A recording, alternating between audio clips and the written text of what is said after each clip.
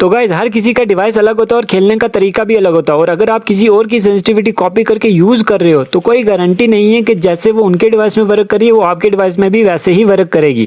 अब ये सब तो मैं फर्स्ट पार्ट में एक्सप्लेन कर ही चुका हूँ। अगर वो वीडियो आपने नहीं देखा तो लिंक डिस्क्रिप्शन में मिलेगा, पहले जाकर वो वीडियो देख के आओ, तभी सारी प्रॉब्लम आप समझ पाओगे। तो अगर वो वीडियो आपने देख लिया तो मैं आज आपको आपके डिवाइस के हिसाब से सेंसिटिविटी बनाना सिखाऊंगा। उससे ये होगा कि आपकी जब सेंसिटिविटी परफेक्ट आपके डिवाइस के हिसाब से हो जाएगी तो थोड़ी सी प्रैक्टिस करने के बाद आपका जो एम और आपका रिकॉइल होगा वो एकदम परफेक्ट हो जाएगा।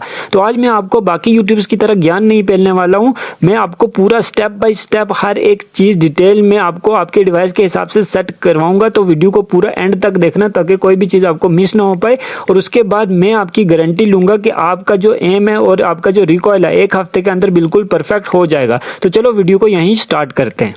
तो सबसे पहले हम सारी चीज़ें समझेंगे कि ये सब वर्क कैसे करता है। तो सबसे पहले अगर कैमरा सेंसिटिविटी की बात करूं तो इसमें जो टीपीपी नो स्कोप रहता है ये gyro as well as non gyro players के लिए काफ़ी ज़रूरी है। अब देखो अगर मैं इसको 1 कर देता हूं तो मेरा जो प्लेयर है वो मूव नहीं कर पा रहा है, ठीक है। जब मैं उसको थंब से ड्रैग कर रहा हूँ तो वो मूव नहीं कर पा रहा है, और अगर मैं इसको फुल कर दूँ तो मैं किसी भी टारगेट पर एक स्पेसिफिक टारगेट के ऊपर एम नहीं ले जा पा रहा हूँ क्योंकि ये बहुत ही ज़्यादा हो गई है। तो हमें टीपीपी नो स्कोप को ऐसे एडजस्ट करना है कि हमारा जो एम शिफ्ट रहे वो बिल्कुल प्रॉपर रहे। तो आपने करना कुछ नहीं है, आपकी जो प्रेजेंट सेंसिटिविटी है टीपीपी नो स्कोप की उसको वैसे ही रखना है, और यहाँ इस जगह पे खड़े रहकर यहाँ पर अपने सामने वाले जो टारगेट्स हैं उनके ऊपर अपना एम शिफ्ट करना है। और अगर आपका एम टारगेट से थोड़ा आगे की तरफ जा रहा है तो आपने -5 कर देनी है उसी सेंसिटिविटी को, और दोबारा से वहां पर एम रखकर एम को ट्रांसफर करना है। और ये तब तक करते रहना जब तक कि उस टारगेट के ऊपर आपका परफेक्ट एम बैठ नहीं जाता। और इसी तरह अगर आपका एम थोड़ा सा पीछे की तरफ रह रहा है, मतलब आप टारगेट पे शिफ्ट कर रहे हो और उससे थोड़ा सा पीछे ही रह रहा है, आपको ज्यादा फोर्स लगानी पड़ रही है,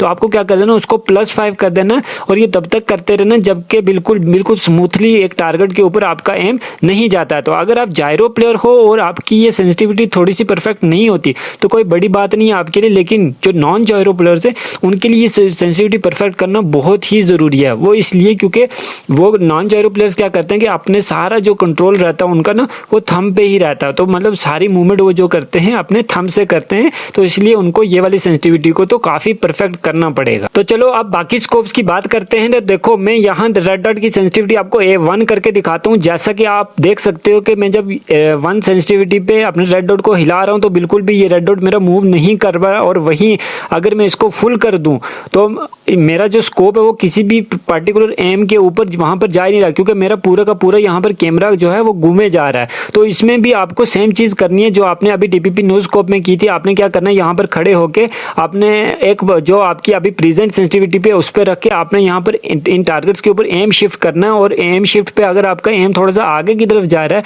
तो आपको -5 कर देनी है अपनी सेंसिटिविटी को। अगर वहीं आपका एम थोड़ा सा पीछे की तरफ रह रहा है तो आपको यहाँ पर +5 कर देनी है, और ये तब तक करते रहना जब तक कि आपका जो एम है परफेक्ट उस टारगेट के हेड पे नहीं आ जाता, मतलब एक पर्टिकुलर पोजीशन पे नहीं आ जाता, एक पर्टिकुलर टारगेट पे नहीं आ जाता। और तुम्हें यही सेम चीज हर एक स्कोप के साथ करनी है, यानी कि अपनी प्रेजेंट सेंसिटिविटी को रख के हर एक स्कोप को लगाओ और वहां पर यहाँ खड़े होकर इन टारगेट्स के ऊपर अपना एम शिफ्ट करो। और एम शिफ्ट करने के बाद देखो कि अगर एम से टारगेट से एम अगर आपका आगे जाता है थोड़ा सा तो आपको क्या -5 करना है, और अगर आपका पीछे रह रहा है तो आपको यहाँ पर +5 करना है। तो चलो अब हम बात करते हैं एडीएस सेंसिटिविटी के बारे में। ये वर्क कैसे करते हैं, ये वो सेंसिटिविटी होती है जो फायर दबाने के बाद अप्लाई होती है, मतलब जब हम स्प्रेस देते हैं या फिर फायर करते हैं ना उसके बाद जो सेंसिटिविटी अप्लाई होती है वो हमारी एडीएस सेंसिटिविटी अप्लाई होती है।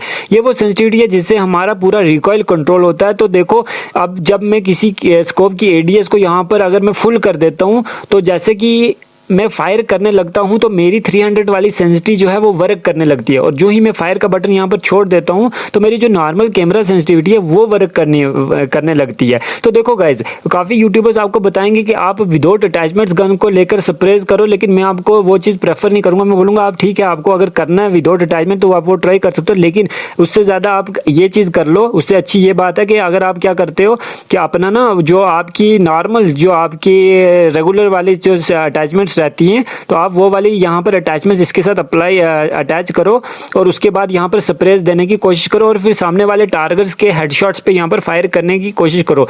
तो आपने क्या करना है, यहाँ पर अगर मैं बात करूँ रेड डॉट की, तो रेड डॉट की यहाँ पर आपके वो सेंसिटिविटी रखनी जो आपकी प्रेजेंट है, वो प्रेजेंट रख के आपने यहाँ पर फायर करना है। और अगर आपकी स्प्रेस थोड़ा सा यहाँ पर ऊपर की तरफ जाते हैं तो आपने अपने स्कोप की सेंसिटिविटी को +5 कर देना है, ठीक है।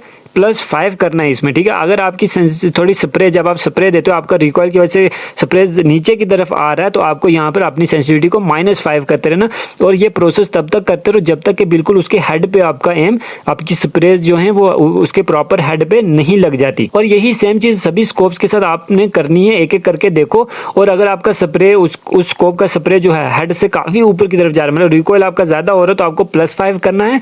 और उसी तरीके से अगर आपकी स्प्रे नीचे की तरफ आ रहे हैं तो आपको -5 करना है। लेकिन हाँ, अगर मान लो थोड़ा बहुत ऊपर नीचे हो रहा है तो +1 +- करके भी एक बार आप दे सकते हो। तो आप बात करते हैं हम जायरोस्कोप की सेंसिटिविटी के बारे में। ये सेंसी जायरो प्लेस के लिए काफी जरूरी है। आप सबसे पहले जायरोस्कोप के टीपीपी नो स्कोप की बात करते हैं, तो आपको आपकी एग्जिस्टिंग सेंसिटिविटी रखकर आपने सेम चीज करनी है कि टारगेट्स के ऊपर, अपने हेड के ऊपर क्या करना है, यहाँ पर एम शिफ्ट करना है। और एम शिफ्ट आगे आगे पीछे करके देखना, मतलब एक टारगेट से दूसरे टारगेट की तरफ जाना है और अपना एम शिफ्ट करना है। तो अगर आपका एम आगे की तरफ जा रहा है तो आपको यहाँ पर -10 करना। जायरो प्लस के लिए है कि आपको, अगर आपका एम जो है वो आगे की तरफ जा रहा है तो आपको -10 करना, और अगर आपका एम जो है पीछे की तरफ रह रहा है तो आपको +10 यहाँ पर करना पड़ेगा। और ये तब तक करते रहो जबकि आपका एम प्रॉपर उस टारगेट के ऊपर फिक्स नहीं हो जाता है। ये सेंसी आपको अच्छे से एडजस्ट करनी है, क्योंकि अगर थोड़ा सा भी डिफरेंस रहा तो आपका जो क्लोज रेंज में जो क्रॉसहेयर प्लेसमेंट रहेगी ना, उसमें काफी आपको यहाँ पर दिक्कत रहने वाली है। और अब बात करते हैं हम बाकी स्कोप्स के बारे में। तो बाकी स्कोप्स के साथ भी आपको सेम ही प्रोसेस करना है। मान लो आपने 3x 4x लगाया,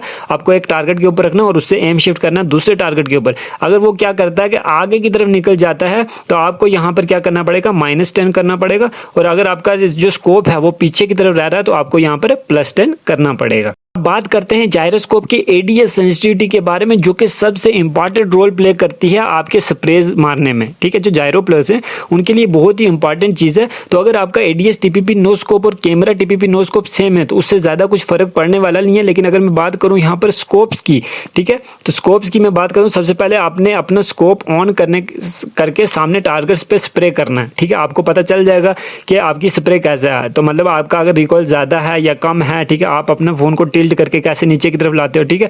और अगर आपका जो स्प्रे है ऊपर की तरफ जा रहा है तो आपने अपने उस स्कोप की सेंसिटिविटी को +10 कर देना है, ठीक है। मान लो आपका स्प्रे ऊपर की तरफ जा रहा है तो आपको क्या करना है, +10 करना है। और अगर आपका वही स्प्रे नीचे की तरफ थोड़ा आ रहा है, जब आप स्प्रे दे रहे हो तो स्कोप ज्यादा नीचे की तरफ ड्रैग हो रहा है, तो आपको वहीं पे उसको -10 करना है। ये तब तक करते रहो जब तक कि आपका जो एम है, आपका जो स्प्रे है बिल्कुल प्रॉपर उसके हेड पे नहीं आ जाता है, ठीक है। और आप इसको +5 या -5 या ये सब भी करके एक बार देख सकते हो। मतलब जरूरी नहीं आप 10 ही करो, मतलब आपको थोड़ा सा अगर ऊपर जा रहा है तो आप +10 भी कर सकते हो, या थोड़ा सा नीचे आ रहा है तो आप उसको क्या कर सकते हो, +5 और -5 भी कर सकते हो। अगर आपको मेरी सेंसिटिविटी चाहिए तो मैंने जो पार्ट 1 का वीडियो था उसके अंदर मैंने दे रखा है, और उसका मैं लिंक क्या कर दूंगा नीचे डिस्क्रिप्शन में दे दूंगा। और मैं रिकमेंड नहीं करूंगा कि आप मेरी सेंसिटिविटी को यूज़ करो। हाँ, अगर उसको यूज़ करके आप उसको एडजस्ट करना चाहते हो तो आप वो लेकर ट्रेनिंग ग्राउंड में जाओ और उसको एक बार एडजस्ट कर लेना।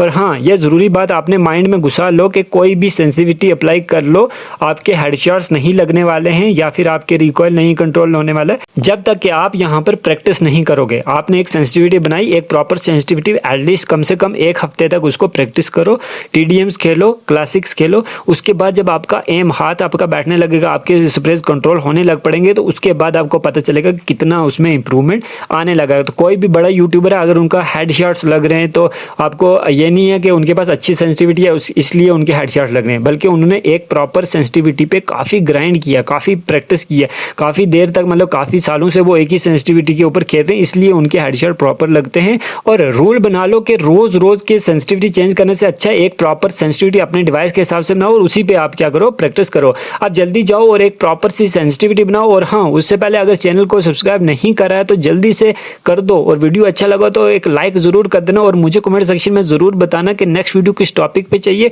तो मिलते हैं अगली वीडियो में।